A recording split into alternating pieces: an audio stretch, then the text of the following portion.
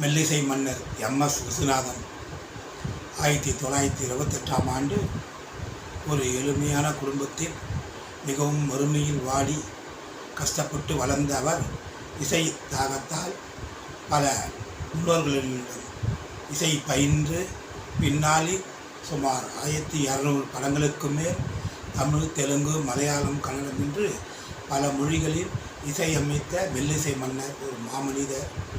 காரணம், இவர் வாழ்ந்த காலத்தில் நாம் வாழ்கின்றோம் என்பதே ஒரு பெருமை. அப்பேற்பட்ட அந்த மனிதர் மிகப்பெரிய வரலாற்று உண்மை ஒன்று சொல்ல வேண்டும்.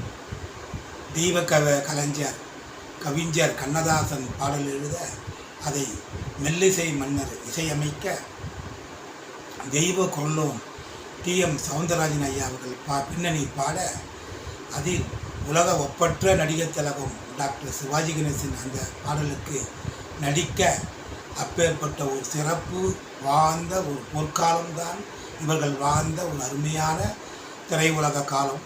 நம் முன்னோர்கள் இதை போன்ற பல படங்களை பார்த்து மகிழ்ந்து மிக சிறப்பாக சந்தோஷப்படுத்திய இந்த கலைஞர்களை இக்காலமல்ல எக்காலத்திலும் நம்மால் மறக்க முடியாது.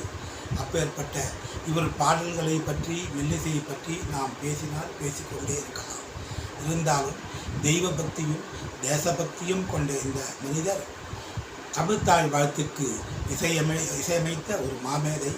இவர் பாடல்களை பற்றி பேசுவதென்றால், பார் மகளே பார், நீ இல்லாத மாளிகையிலே என்று சொல்லவா, ஏன் பிறந்தாய் மகனே ஏன் பிறந்தாய் என்று பாகப்பிரிவினை பற்றி பேசுவதா, சிலர் சிரிப்பார் சிலர் அழுவார், நான் சிரித்து கொண்டே அழுகின்றேன் என்று பாவ மன்னிப்பை கேட்பதா, சட்டி சுட்டதடா கை விட்டதடா என்று ஆலைமணியை நாம் அடிப்பதா, எதை சொல்கிறீர்கள்?